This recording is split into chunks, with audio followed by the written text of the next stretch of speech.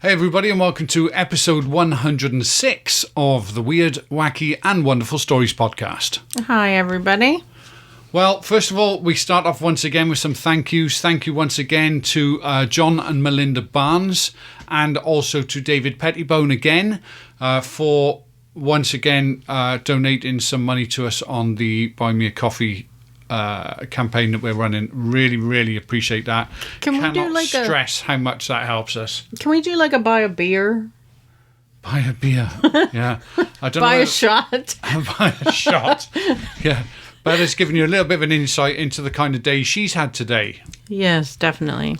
A long one. Yeah, we usually record this on the weekend when we've got a little bit more time, but unfortunately today we've got an interview booked on the weekend. That, by the way, you're going to love that show coming up. Should we give them a little... No. You'll just have to wait and see. It's going to be really good. So we've got an interview coming up, which we're actually doing this weekend. It'll be out 2 weekends' time. Which means that today we're recording this during the week, which means that we're both shattered after work. I'm recording it here, so excuse the bags under said eyes. Oh my God. That's why Bella's got this soft focus thing going on her screen. Kiss my ass. She looks worse than me. You're going to feel worse than me in a minute. Yeah, I've no doubt of that. Anyway, thank you once again, John and Melinda, and also David Pettibone. Really appreciate it. I don't know why anybody would want to listen to us bicker and pick at each other. But hey, you know, different strokes for different folks, right? That's it. Well, we appreciate it. We would just be arguing. We would just be arguing, and no one would hear it. That's the difference. It's like if a tree falls in the woods and there's no one there to hear it, does it actually make a sound? If you guys are not listening, we still do this. You know, just letting you know. Okay, we got some interesting things coming up. Did you hear? Well, you did, because I mentioned part of it on the show last week, but I didn't really give you much information about it. I just mentioned that the Chinese were looking to send rockets up to intercept an asteroid. Apparently there's an asteroid that's heading towards us, guys, but don't panic. Don't go out and build yourself a bunker and, you know, a shovel and all that sort of stuff, and no need for that. Well, there might be, but not for this particular asteroid, because this one is going to hit us between 2175 and 2199. I'll be done. I'll be gone. Little bit of a way off there. So will I. But what Chinese researchers are doing, which I think is a fantastic idea, is they want to send more than 20 rockets actually up to space, because they want to start testing to see how easy it would be to intercept one of these things and whether it would be possible. And one of the things they've been concerned about is the fact that you can't just send up a nuclear rocket or whatever to hit it. You know, like on that movie we watched, what was it called? Impact or whatever it was, and Bruce Willis went up and landed on the asteroid and all that sort of stuff. Oh yeah, what was that? I don't know. But anyway, it's not like that type of thing, because what could happen is if you just sent up a rocket, apparently with a massive nuclear payload, and hit it, you run the risk of it breaking in half or breaking into big chunks, which can then potentially impact you. Because then you're doubly fucked. Well, then you might end up with more than one. So what the Chinese scientists are actually looking at is sending up more than 20 rockets, which would simultaneously hit this asteroid so that it breaks it up. It can only break it up into several pieces. Okay? Hopefully it is over China when they do that, not over us. What do you mean, over China? Well, if they're going to be over the Earth, it's far enough away know. that it's not necessarily looking at China. It's far enough away that it I could hope wipe out none of the Earth. debris falls on us, Anyway, okay? why would you And if it does, let it fall here so that you're there and it gets you, and then I'm here and it won't get me. Let me tell you, without me, you would struggle. Okay, just saying. So the Chinese, anyway, you say it wants to hit China, right? But China are the ones who are going to save us. So let's not, we don't want it to hit China, okay? Anyway. All I meant was for the pieces to fall to China, not here. They intercept it before it gets anywhere near us. But if big chunks break off, and then we have to worry about more than one, then what? I need, excuse me. Okay, carry on. So, no, what I was just saying is that the idea is that they reckon that with the kind of payload that they're going to be sending up with all of these rockets, they could steer the asteroids away, even the pieces, by nearly 9,000 kilometers, which is Armageddon, which is 1.4 times the Earth's radius. Armageddon, that's the name of that movie. Armageddon, right, okay.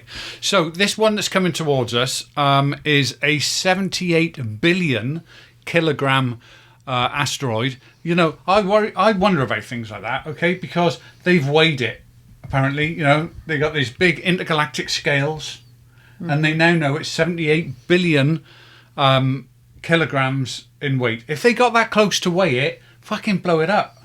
Do you know what I mean? Mm-hmm. So that's a little bit, concerning. Anyway, isn't there some way to calculate it based on what it's, how big it is and all that? I didn't really think they'd weighed it. Just saying. I really didn't think they went up there, and got them on the Jenny Craig scales, and said, "You're a little bit big this week.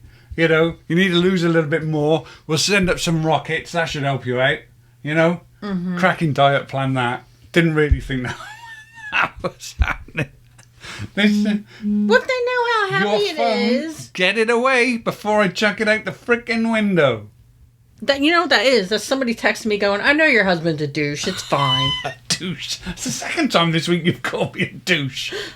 And you even had the gall to say, "I didn't even think you were a douche bag. You're just a douche." Anyway, Bennu. I'm never going to get through this fucking story. Bennu is the name of this asteroid, and they classify it as a B-type asteroid, which means it contains a lot of carbon and a lot of other minerals. How do they know that? It's formed over 4.5 billion years ago, they reckon. Mm-hmm.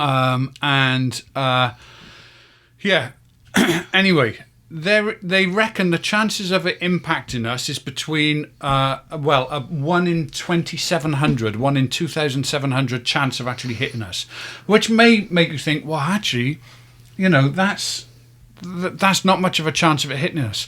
But normally, any other asteroid is 1 in, billions of a chance.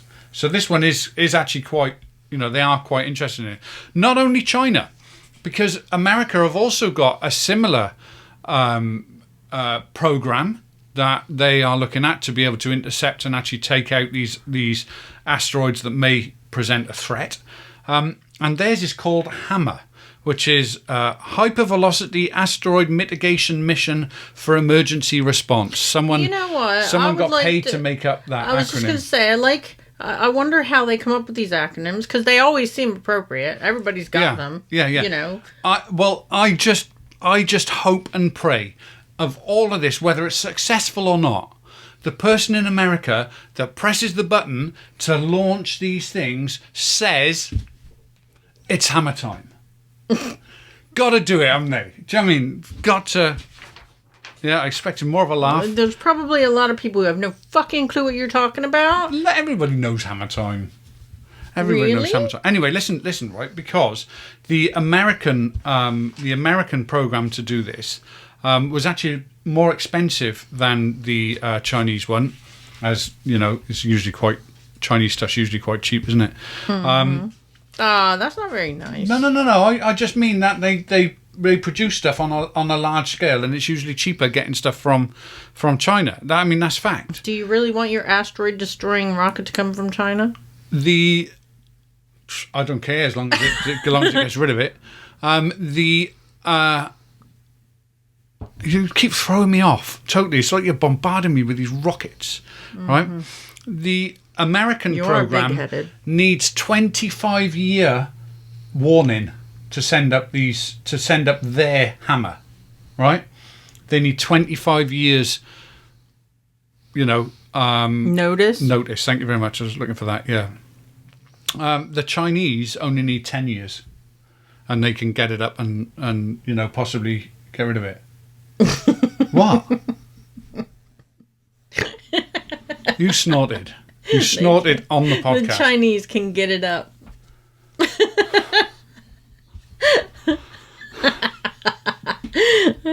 Why do they only need 10 years? Because I guess they can build their thing quicker. Yeah, but 10 years notice as opposed to 25. Yeah. I'm glad you were listening. Well, because they're so efficient, aren't they, with their production of things? Yeah, absolutely. That's why they can do it so cheaply, because they can build them so flipping quick. They can knock them out and get the next one. How quick was it that they built that hospital? Remember at the beginning of the pandemic, and they built a hospital in like 5 days I don't know. From beginning to end. 5 days. Know. Can you imagine that? Yeah, it's probably flat pack. 3D printed. It's probably like an IKEA hospital. Yeah, just someone's there going, I can't make head and tail of this. Yeah, they'd still be trying to put that together. Yeah. All the blokes are there going, I don't need it. I don't need the instructions. And all the women are going, I just don't get it. So anyway, NASA also sent a spacecraft to intercept Bennu, this asteroid, and has actually managed to collect samples from it. Okay, right? So they need 25 years notice to try to do something about it, but they can intercept it and take samples of it. Well, they've intercepted it. They've taken samples from it. It hovered 3 meters above the asteroid and actually has managed to take samples of it. And we get those samples back to Earth in 2023. This kind of shit is going on, and we weren't aware of it. I wasn't aware of it. I mean, you weren't aware of it. What are you trying to say? Well, you weren't aware that Australia had different seasons. Which, by the way, I have to say that I had a load of messages from people saying, we didn't know either. So she was not on her own. Yeah, so put that in your pipe and smoke it. We also had a shitload who said, really? She didn't know that? Only joking. A lot of people that got in touch didn't know. You know what? It's fine if people here think I'm crazy. I mean, it's fine. Or that I'm not very intelligent. You are intelligent. That's fine too. Hold on. Wait. Because I am married to you. So, they do give me a little bit of leeway with this. Yeah, you do get a lot of props for being married to me. Yeah. Yeah, but no, you are intelligent. Just not when it comes to... Just not when it comes to anything to do with the podcast. Did you know that apparently it's been reported this week, hot off the press, guys. Well, last week by the time you get this, but was hot off the press when I'm saying it into this here thing here, right? That humans can safely fall into a black hole and survive. Awesome. Wait, Does the UK have any health and safety? Yeah, you have to go through it with the high vis on. But there's no light to reflect off the high vis. But you still gotta wear it. You still gotta wear it. You gotta wear a hard hat. A hard hat, yeah. Steel-toed boots. I'm being a little bit sort of loose with the truth there, because what they've actually said is the superhole would have to be a supermassive black hole. Okay, it would have to be nothing else around it either, because obviously if there was other bits of rock, debris and all that sort of stuff flying into this thing as well, then the chances are you're going to get mashed up by. So what are they saying? You can fall in it and come out the other side? You can fall in it. Well, they don't know what would happen the other side, right? But you could fall in. You could survive the going across the event horizon, what they call the event horizon. Mm-hmm. Yeah. You could survive going across that as long as you were on the outskirts of it, as long as you were on the periphery of the actual black hole and you didn't go through the centre. Because if you go through the centre, then you're toast. And how do they know that this... Because they're scientists. Right. They can find that shit out and they can't find a UFO. That's why. Yeah, exactly. Yeah. How silly is that? It brings me back to the question from the last podcast. Why aren't there any reports of seeing anything in space? They can see asteroids and they can see this and that and the other thing and black holes that you can fall into, but no UFOs. Don't know. No strange pieces of this foreign unknown whatever metal floating around in space. Nobody's seen anything.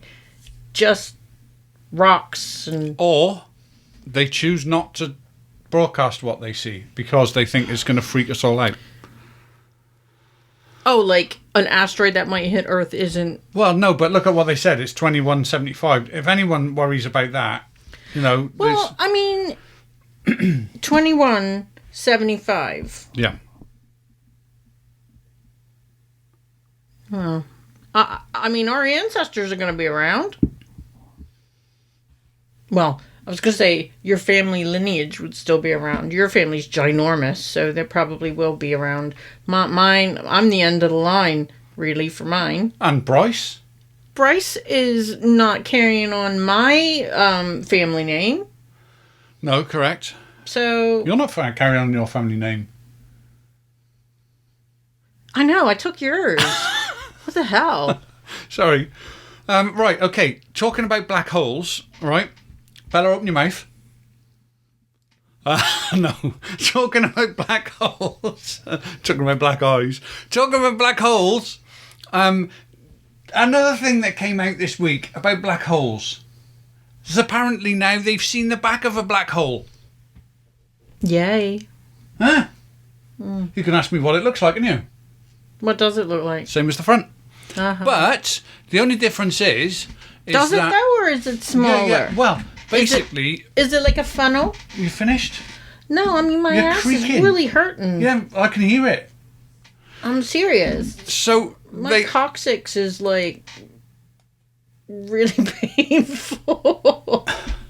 Sitting in these fucking computer chairs all day. This doesn't happen on Sky News or anything else where someone's trying to read the news and the other person's just coming in with all this blah. Okay, blah. but look, so I need to know, and enough people listen to us, don't know why, but enough people listen to us that there've got to be some, like, hardcore gamers around. How the hell do you keep yourself planted in a chair for that long every day and not have a sore ass?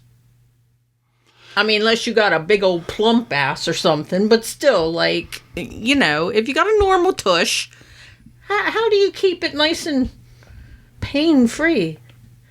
Excellent. I'm talking about black holes and scientific discoveries. You're talking about painful tush. Because you know what? The black hole, I'm never going to see or have to go into, high vis or not. But I do have a sore butt, so priorities. If anybody could help Bella out with a sore butt, mail at weirdwackywonderful.co.uk. Thank you very much. Now let's move on. Okay. Right. I'll be quiet. They can see the backside of a black hole, right?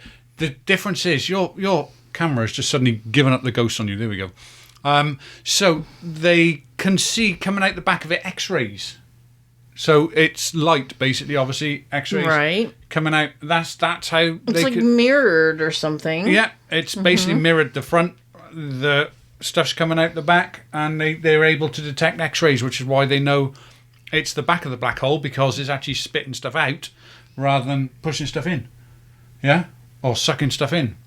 So, but other than that, it's a mirror of the other side. Don't black holes suck stuff in? Yes, which is why they knew it was the back of the black hole, because it was pushing stuff out. What if we only now know that it's actually what we thought was the front is actually the back? Well, no, because they saw stuff going into it originally. Yeah? Now they found one and they're seeing stuff coming out of it. So now they've determined it's the back. Okay. Yeah. And plus the fact they know it's the back because the black hole was going, I got a sore coccyx.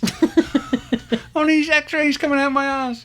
I'm going to need an X-ray of my ass. I'm serious. Yeah, probably. But anyway. Bone spur on my butt. Apparently this whole discovery of the backside of this black hole has in some way proved Albert Einstein's theory of general relativity. Which I don't know anything about. Is that the... Don't ask me. equals MC squared. I specifically said to you before we started this podcast. No. Do not ask me anything about Einstein's theory of general relativity. Is that Don't know. Well, don't know. Who's the smarty pants now? Not you, because you asked me the question. Well, I'm just saying. I don't know. I'm not afraid to admit I'm stupid. It doesn't make any difference to me. Well, there's apparently Dan Wilkins from Stanford University is the astrophysicist to speak to. Okay, Dan, if you're out there. Yeah, I would actually love to speak. I'm going to try and get in touch with some astronomical societies or something.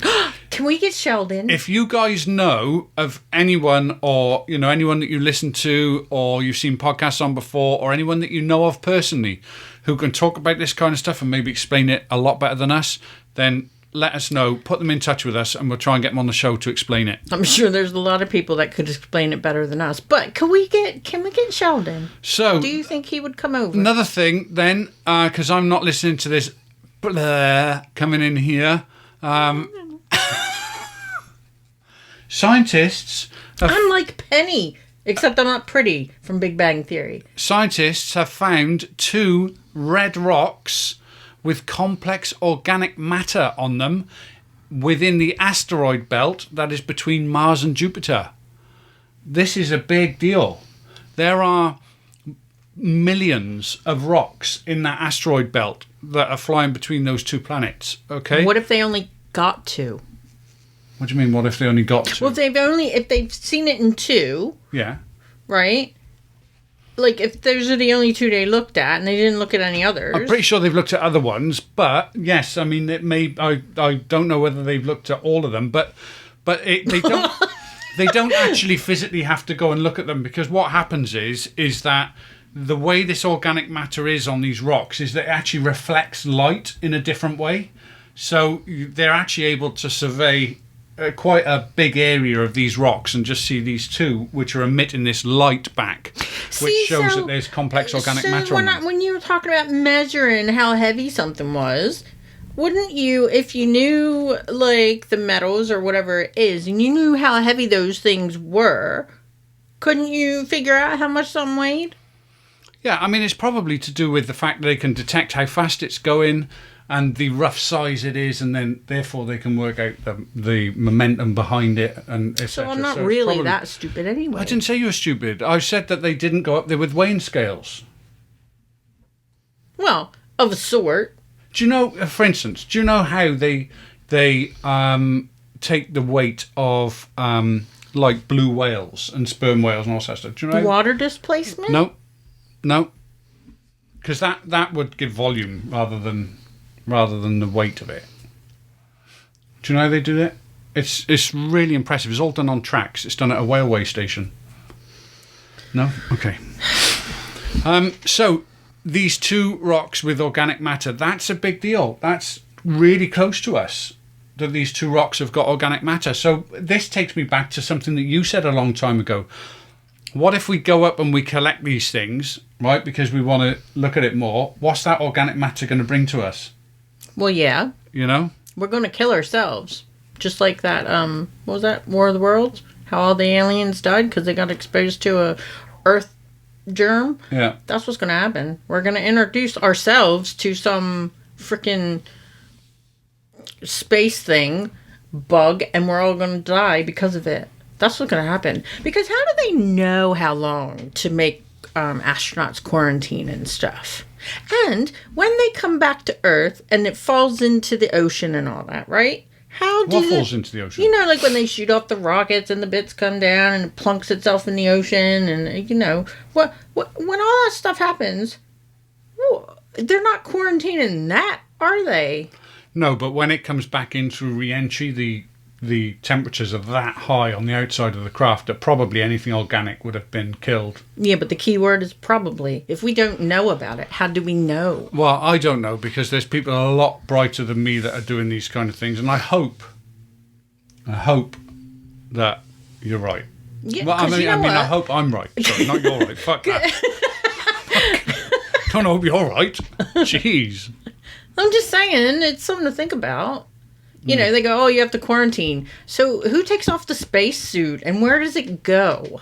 And if they burn it, where do the fumes go? Where's the smoke going? How do we know? Join in us next week for another conspiracy theory with Bella. That's not a conspiracy theory. It's an actual thing to think about. Well, then maybe we can get someone from the European Space Agency or NASA to speak to us as well. Oh, I'm sure NASA will be beating down the door. Yeah. Well, they might. You never know. Yeah. We have that much of an impact on the world that they're going to be like, oh, we got to go talk to them. Do you know what? I had a picture today on my phone. Check this out, right? You're not going to stick your phone up there, are you? Because when I tried to do that last week, you were like, no, you can't do that. I'll stick my phone up somewhere. Let me have a look at this now. Check this out. Not that one.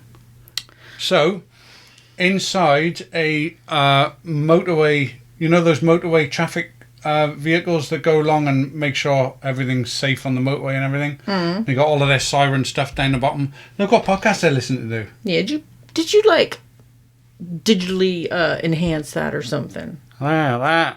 Listen to the Weird, Wacky, Wonderful Stories podcast, y'all. That's what they were listening to. All right, let me see. Oh, yeah. Hello. Yeah, okay, so it's my mate who happens to work for them, Drew from Spun, the Supernatural Paranormal Unexplained Network. Yes, okay, it was him listening to it, but still, it's been played in one of those vehicles. Like I said, you got a big head. Uh-huh. Well, I just thought it was interesting. Oh, definitely interesting. Makes us look great. Yep. But until you said that. Jeez. God. Well, we have coming up for you the amazing Ruth Roper Wylde and the fantastic Richard Lennie. Ruth is going to be talking about some really weird stuff that's been happening on the roadways. And a cracking. I'm not gonna ruin her story by telling you what happens. I was gonna give you a little bit of a thing, but you'll have to listen to it. Take a listen to it. She is also, by the way, looking for any of you guys that may have some experiences or have had some experiences on the roadways, and your story could feature in her new book. This is a really cool thing now. She's offering this to our listeners on here. Get in touch with her. She's got her email address and everything that she gives out during her segment. So have a listen to that. Get in touch if you've got any experiences that you can share, and you may well have your story published. Cracking idea, that. We then got Richard Lennie, who's going to be speaking to us about a UFO that's been seen recently. And that is popping up everywhere, apparently. He's even got photos of it, and I believe a video as well. So he's going to tell you all about that on the show later on as well. I do have to say this little disclaimer. I apologise to Richard and anyone else who was bright enough to obviously realise this anyway. Bright enough. No, but unfortunately there are people out there who take things the wrong way and don't listen properly and understand it properly.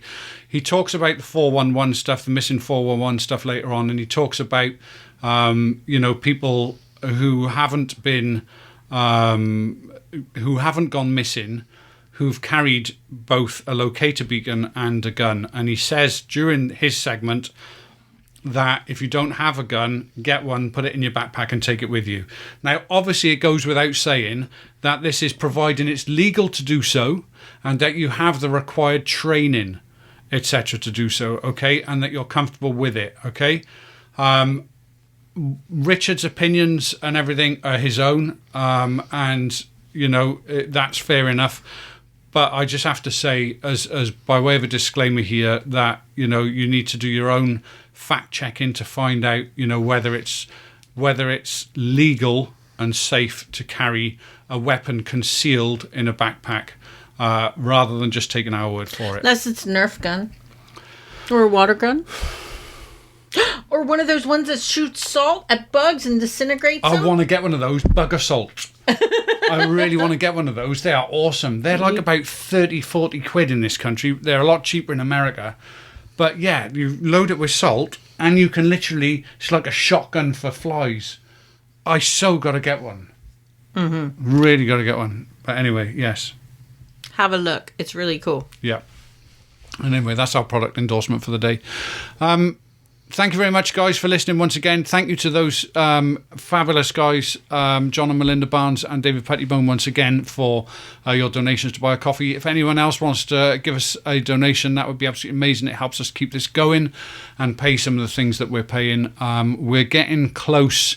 We're getting close to being able to sustain this, which is going to be fantastic. The next stage on for that would be us being able to quit our jobs, and do this full time, which would mean that, of course, hell is frozen over. We could get a maid, and we or found a butler, that pot of gold at the end of the rainbow. Somebody to fan us while we eat bonbons. Yeah. Never gonna happen. But yes, helping us pay our costs is brilliant because, like everyone else, we haven't got, money to just throw away. So it is appreciated with all of the donations that we get. Don't forget, you can get in touch the usual ways. Mail at wearewackywonderful.co.uk. You can hit us up on our Facebook, Twitter, Instagram, all of those wonderful places. And, you know, we love hearing from you. We didn't get anybody really give us any embarrassing thing. Oh, actually, I did. I did get an embarrassing one sent through. Here we go. I'm going to read this out live on air. If I can find it. Here it is. In fact, do you want to read that? When I was working in the pub, I slipped in the cellar, causing me to rip my trousers. Luckily, one of the regulars had a pocket sewing kit in their handbag and offered to stitch them back up for me in our function room away from customers. As I was standing waiting for my trousers to be stitched back up, a couple walked into the function room to be greeted by me standing in my boxer shorts whilst another customer was sat stitching my trousers. Nice. Pretty embarrassing, huh? Read who it's from? Oh, it's from Nathan. Yeah, my mate Nathan sent that in, and I said I would get you to read it, and I did. And that's why nobody else is going to send us anything, because we're just going to, like, say their name. What? What? What do you mean say their name? Anyone can... Look, no one knows who Nathan is. They don't know his last name, or you know, they're not going to interact with him. Okay, lovely. Thank you, guys. Thank you very much for listening. We really do appreciate it. We're going to hand you over now to Ruth and Richard. And remember to stay, because I forget it every time. Weird, wacky, and wonderful. Turn it off now. Hi, everyone. So here we are, another video one. Hope you enjoyed the last one. Hope it went okay. And I'd have to apologise for this one straight away. As you can hear, I've got quite a croaky voice, so I'm sorry about that. It's just a summer cold. I have tested it. It's not COVID. It's fine. So I wanted to talk this week really about the difference between electronic voice phenomena, EVPs, and disembodied voices, and really find out whether any of you have experienced either of those. So just to explain first of all the difference for anybody that's not sure. A disembodied voice is one that you hear with your own ears, but you can't figure out the source it's coming from. In other words, there's no actual apparition stood there. There's no person that it could have come from. You're not aware that it's come from anywhere outside where you're investigating, or even if you're not investigating. And an electronic voice phenomena is where you deliberately set out to try and get recordings of ghosts speaking. The theory behind that is that you might not be able to hear it with your own ears, human ears, but they can sometimes make themselves heard on electronic recording devices. And that actually is a very simple way of ghost hunting, is simply to get any plain digital recorder and set it going wherever you're doing a ghost hunt. And myself, I recommend just leaving it playing in the background, because just occasionally I've heard things on them other than voices, so bangs or creaks or even groans that you didn't hear at the time, but they seem to be quite loud and really you should have been able to hear them. So I think that's quite an interesting phenomena that you can actually get involved with quite easily yourself, because you can even use just the recorder on your phone. If you do decide to use the other method, which is what some people sometimes refer to as calling out, that's where you ask specific questions and then wait for the people to answer, the ghosts to answer. If you do decide to use that method, please, please, please remember to leave a gap after each question. I very often see YouTube clips, or people send me clips and so on, of an investigation where they've done calling out, and they call out a string of questions one after the other, which means that any response that comes is very, very hard to determine, because you have to hear it beneath the sound of the investigator themselves speaking. And obviously that makes it quite difficult to actually determine what's being said or whether it's anything paranormal. If you leave a gap, then obviously any response will be clearly heard, hopefully, in that gap. And it will also make it much easier if you then do use any kind of software to clean up the recording to hear it more clearly. So that's just a tip. If you're ghost hunting and you're doing calling out, looking for EVPs, please leave a gap. So disembodied voices. I find these quite fascinating, and I was reminded about this because one of my regular correspondents just messaged me recently and said that particular morning he'd been sitting up in bed, playing on his phone, so wide awake, just killing time really, when to his right-hand side, a long, drawn-out hiss came, saying his name. Now, this particular correspondent's called Carl, so obviously the hiss of Carl, it's quite a distinctive sound if you think about it. And it got me thinking about, actually, I wonder how many other people have heard their names called out, because I have. I remember many, many years ago, I would have been in my early 20s. My first marriage had just broken up, so I was staying with my brother, and we were staying in a very, very old flat above a shop in Hertfordshire, in Redbourne in Hertfordshire. I think the buildings were probably from sometime in the 1800s, so really old buildings. And our flat, you had to access it from the external staircase at the back of the buildings. So you walked up an external staircase onto a sort of little patio area made on top of the flat roof of the building below. And then you walked into the building proper, into what was our kitchen. To access the rest of the flat, you walked to the back of the kitchen and then stepped down 2 steps to go into the lounge. At that little landing where the 2 steps were, there was also a short flight of steps off to your left-hand side that led up into an attic room, which was a very strange little room. There wasn't really room to even stand upright in it, but it had been made into a bedroom. And that was what I was using as my bedroom because it was a tiny flat. So this particular evening, we'd got friends round in the lounge. Everybody was there for coffee. And I'd gone into the kitchen to make everybody coffee. So I was stepping back into the lounge, carrying a tray full of coffee cups. I think there was about 6 or 8 people round that evening. So you can imagine quite a heavy tray.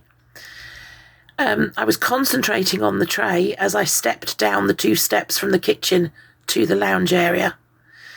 And from up those stairs on my left-hand side, I distinctly heard a loud whisper say, "Ruth, Ruth," twice like that. Now, I just assumed that one of our guests, for some reason, had gone up to my bedroom and sort of irritatedly said, "Yeah, hang on just a minute," as I carried on taking the steps into the lounge, where I came to a sort of startled halt because everybody in the building was there in the lounge. There wasn't anybody missing. So everybody kind of looked at me because I'd gone a bit white and said, "Oh, what's the matter?" I said, "There's somebody upstairs in my room." So, of course, a couple of the lads, did the heroic bit and went charging upstairs to check, bearing in mind this is a tiny, tiny flat. There's nowhere anybody could go. And, of course, there was nobody up there. So we all sat around talking about it and feeling thoroughly creeped out. About half an hour later, my brother came home. He'd just finished his shift at work, came rushing through the kitchen. Before any of us had a chance to say anything, he was saying, "God, you never guess what's just happened to me. You never guess what's just happened to me." And we were like, "What?" He said, "I was just driving home and from the back of the van, somebody just said, 'Neil, Neil,' at me from the back of the van." And of course, we all just looked at him in astonishment because that must have been not long after I heard them speaking my name in a whisper, and he'd heard the same in his van. But obviously with his name, not my name. And it just made me think, I wonder how many other people hear these disembodied voices, particularly ones that say your name. So I went out on Twitter and asked, and 2 more people responded. And it really struck me that one of them said, yes, they were in bed one morning and they heard somebody call out their name in a long, drawn-out hiss. And I thought, see, I've described mine as a whisper, but could you also describe that as a hiss easily? Of course you could. And it's interesting that that's 2 of the correspondents, myself and my brother, have all had our names whispered or hissed at us. another one said that yes, they had heard it, but it was such a low, drawn-out sound, it was quite hard to make out. So I wonder how many of you have actually had your name called out to you whilst either investigating or even whilst just going about your daily business. Maybe you could write into me and tell me about it if you have. My email address is wa-1400@outlook.com. And that actually made me think as well a bit more about entities, ghosts, however you want to describe it, that actually interact with people. Because another of my regular correspondents wrote to me to give me her experiences. And this one will be included in my next book, which is hopefully going to be out by Christmas. It will be included in the Roadmap of British Ghosts, Volume 2. And she'd actually met with a friend of hers for an evening meal at a pub in the little town or village of Lamport, in Northamptonshire in the UK. And the two of them had enjoyed a perfectly nice meal and a perfectly nice evening. And at the end of the evening, they'd said their goodbyes and they'd each got into their respective cars and driven away in opposite directions on the same bit of road, but on opposite directions, because they deliberately met at a pub that was, roughly halfway between the two, where the two of them lived. My correspondence described to me how she'd not gone very far, only a mile or two, when she felt somebody kicking the back of her seat, just like a toddler would if you had a toddler in the car that was getting fed up. And of course, this freaked her out quite a bit, and she tried moving the back of the seat to see if there was something wrong with the seat position or whatever, and then nothing was. So she switched the interior light on, just sort of flicked it backwards to see if there was anything there. Of course, nothing to be seen. But there was a strong feeling of somebody behind her on the back seat, and every now and again this kick. She drove another mile or so, and as she left the environs of that particular area, the feeling faded, and she said it actually felt like whatever it was had left the car. So she sort of chalked that down to, well, that's interesting, I'll make a note of that, because, she herself is very interested in the paranormal. And the next day she rang her friend to tell her what had happened. And to her absolute astonishment, her friend had experienced exactly the same thing, but in her car and headed in the opposite direction. Which is, when you really think about it, it's really curious. If we're talking a ghost, well, either there's got to be two ghosts that each went in a car each and decided to play the same trick, in which case you're talking an intelligent entity in the form of ghost. Or you've got to think, are we not talking ghost here at all? Are we talking some kind of boggart, sprite, intelligent entity, mischief makers? A lot of our old legend and lore talks about the mischief makers rather than ghosts, elves, goblins, the fae, and they were a much more popular interpretation of phenomena than ghosts were. And it does make you wonder whether paranormal there's an explanation for all of it, and we haven't really got the right interpretation yet. Because whatever that was, to get into two cars that were travelling in opposite directions and yet take the same action independently, that really does boggle the mind when you sit and think it through. So anyway, that's my thoughts for this month. I hope you've enjoyed that. And like I say, please, please, please get in touch, especially if you've experienced anything on a roadway, trackway, footpath, in your car, in your lorry, in your taxi cab, in your police car, anything like that, because I'm currently researching for Roadmap of British Ghosts Volume 2, and I'd love to be able to include your own personal stories. Any of my previous witnesses in my previous 5 books will all tell you I don't embellish the stories that people give me. I write them exactly as they're given to me. So please feel free to write to me. I will keep your details anonymous if you wish me to. I only include real names if people ask me to. So please write to me, wa-1400@outlook.com, and be included in this next book. Lovely to talk to you. Speak to you next month. Bye, guys. Hi, this is Richard Lennie, and welcome to the Weird, Wacky, Wonderful, speaking to you from somewhere on planet Earth. Today, I want to start off by talking about a particular type of UFO that's been seen around the world. It's the typical type, the saucer-shaped, the ones that we've been seeing in our skies going right back to the 50s and before that. And then, of course, after that, it sort of disappeared, and we were getting spheres, we were getting cigar-shaped craft, all sorts of different types, triangle. Well, the good old saucer-shaped UFO is back, and it's back big time, because people from all over the world are recording it and sending in their videos and photos. And I don't know, it seems to be the same craft as well, which is quite bizarre. Same size, same shape, same color, doing the same things. So what I've done is I've put a photograph up on my Facebook page. So if you go over to Richard Lennie Ufologist, you will see it. And it's the second post down. It's called Witness Photo of a Saucer-Shaped Craft over Nashville, Tennessee, July 16th of this year. And it basically shows you the photograph and tells you a bit about how we got to see it. Now, like I said, there's loads of these videos and pictures of this same craft being seen throughout the whole world. So what this means, I don't know. But at the moment, keep looking at the skies, because you never know, you might see one. Always carry a phone with you. Always, if you possibly can, carry a if you're out at night, especially, carry night vision binoculars or a monocular of some kind, some sort of equipment that can see in the dark, and you'll probably see it as well, because it's been seen at night time as well as day. But I think mainly this particular craft has been seen during the daytime, so just keep an eye out when you're out and about. The next bit of news I want to talk about, just briefly, is to do with missing 411, which, of course, as you all know, is really a subject that I'm getting into now more and more, because I think it is basically linked with ufology.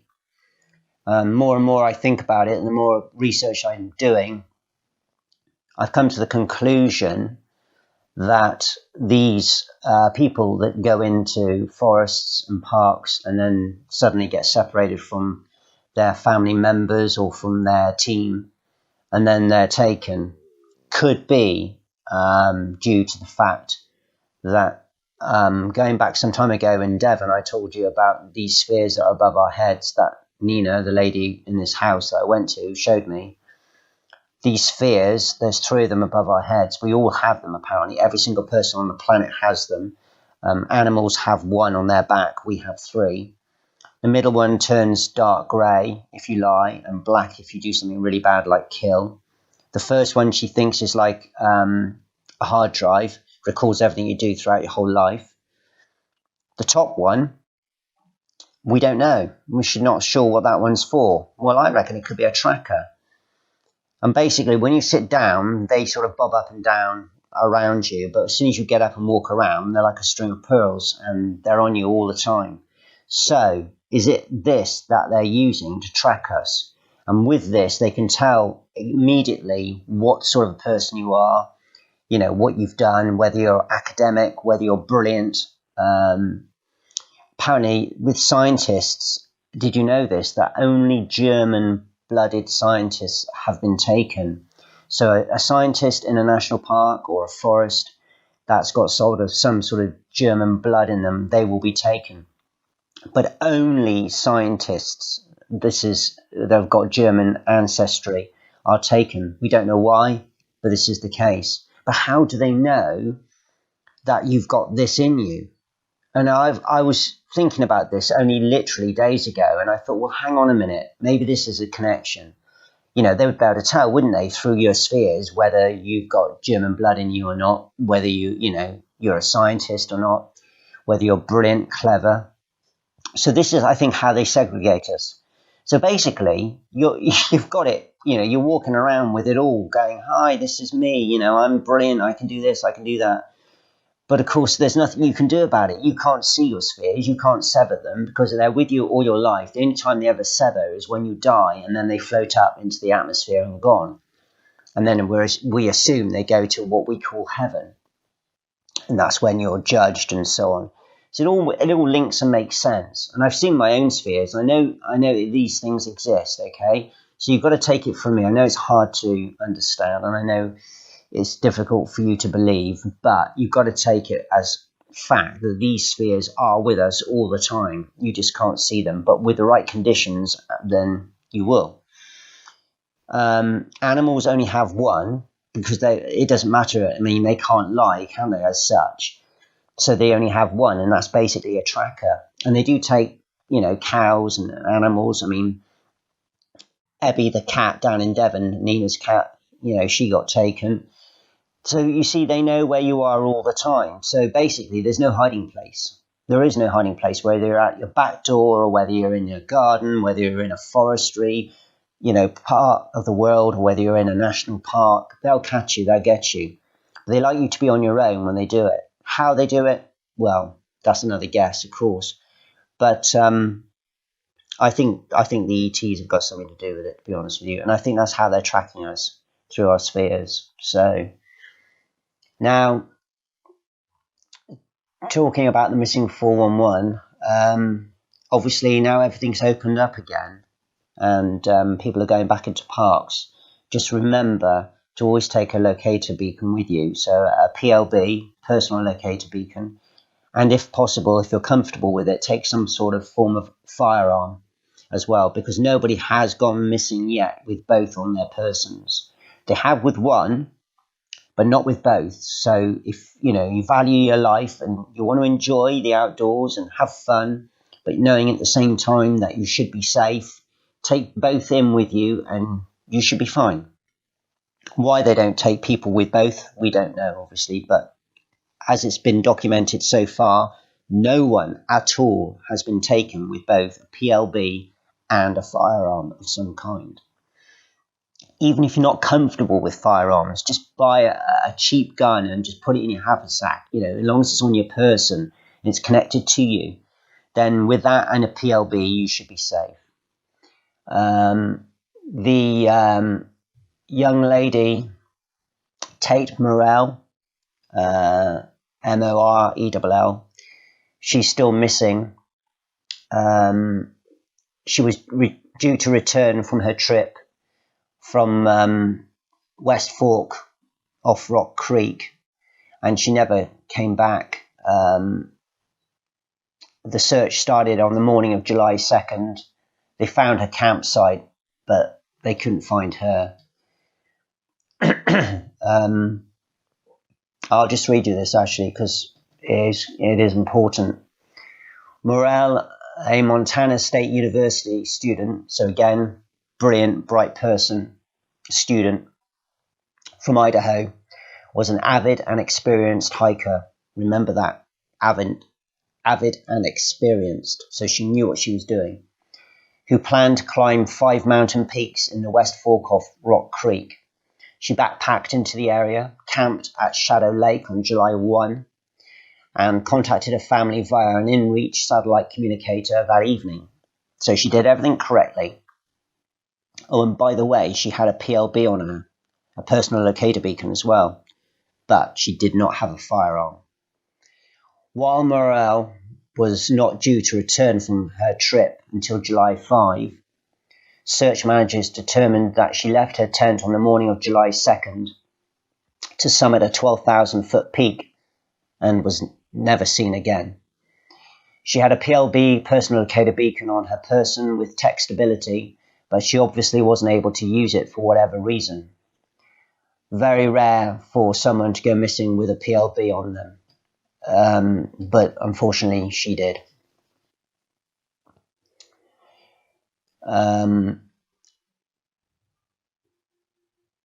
It's been documented, like I said, that people have gone missing, with PLBs and no firearm. But it is still strange. If you have a PLB on you, then it should protect you. But like I said, and I keep saying it, if you take a firearm as well with you, You'll be safe.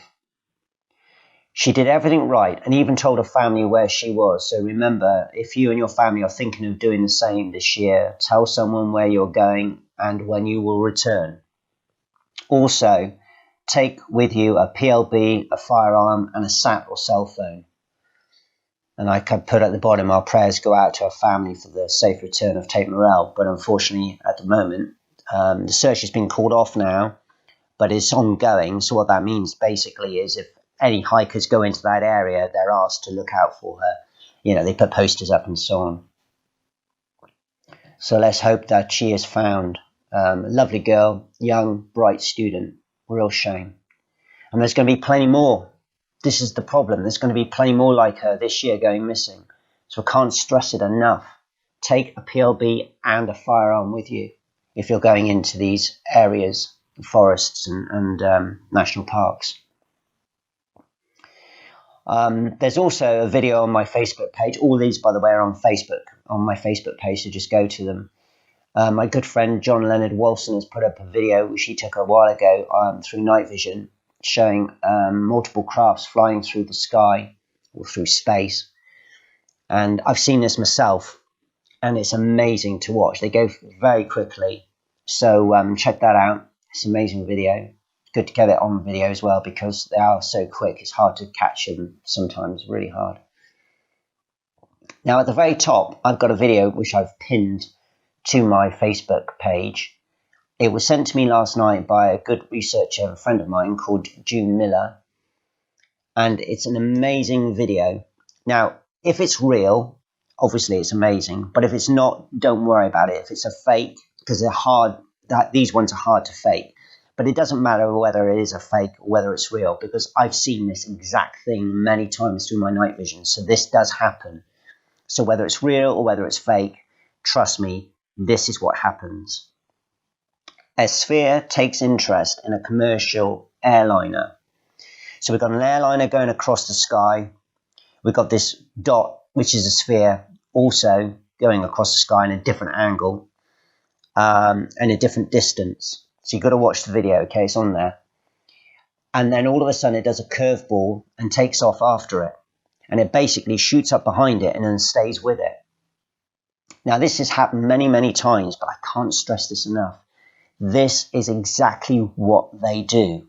And the reason I put this video up, I can't tell you whether it's genuine or not. There's so many fakes out here now. In fact, YouTube, to be honest with you, there's probably more fakes out there than there is genuine videos. But this video is perfect. This is exactly what they do. I've seen it with my own eyes. So it doesn't matter. So forget the fact that it could be a fake video. Forget that, put that out of your mind. This is what they do, okay? You've got a commercial jet flying in one direction, maybe you've got a sphere flying in another. All of a sudden, it'll slow down and it'll stop. And then it'll turn and it'll go back on itself and it'll shoot straight up behind the airliner and it'll just tag along with it. I unfortunately can't show you this video, but I've got a FLIR video. So that's a forward-looking infrared camera that caught a UFO going behind a Boeing 737 jet airliner in broad daylight. And you could not see the UFO with your naked eye. You could see the jet, obviously you could see the 737, but you could not see the UFO behind it. With a FLIR camera, it was there tagging along.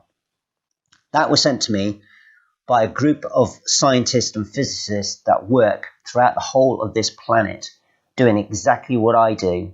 And I'm in communication with them, and if I need their help, they will help me. So these guys are genuine. They're retired Navy officers. They're generals. They're physicists. They're scientists. And they're doing this stuff. They're doing what I do, but on a bigger level. And because they were in the military, they've got all the high-grade military equipment at their disposal. So, of course, they got 20,000-pound FLIR guns. You know, I don't have that. But I have got a night vision equipment, which is very similar. So, basically, what I'm telling you is this video is so important. Watch it. It shows a sphere shooting away, slowing down, stopping, curveballing, going back on itself and chasing after a jet that's got 200 to 300 people on board. And it tags along right behind it. And the pilots have no idea that this thing is following them. And it is literally right on their tail.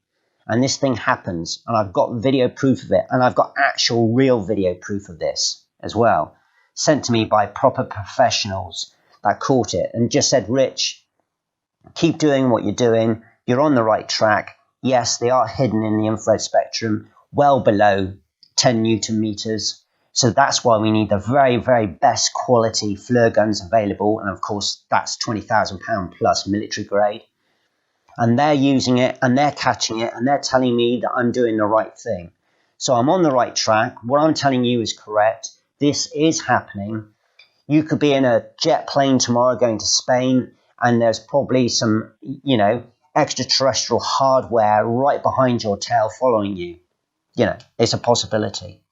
But these things are happening. They're taking interest. Why are they doing it? Well, that's $1 million question, isn't it? And I can't answer that. I can guess, but I don't know for sure why they're doing it. But they are doing it. Oh yeah, they're doing it all right. So check this video out. You'll find it really, really good. And on the last note, I'd just like to say thank you very much, basically, for listening to my podcasts every month. I'm glad you're finding them interesting. I'm getting a lot of good feedback. I don't earn any money from this, you understand. I don't get anything from it. Basically, all I'm doing is trying to get the truth out there and trying to tell you that we are not alone. Forget about all the fake videos. Forget about people telling you it's rubbish. Yes, there are probably extraterrestrial life, but they're not anywhere near this planet. They're light years away. That, unfortunately, is not true. They are here. They are right here. They're among us. They are here, and they're here right now. And they seem to be very, very inquisitive of what we are doing as humans. So on that note, I like to say good night. Have a great month and speak to you again in a few weeks' time. This is Richard Lennie signing off for the Weird, Wacky and Wonderful.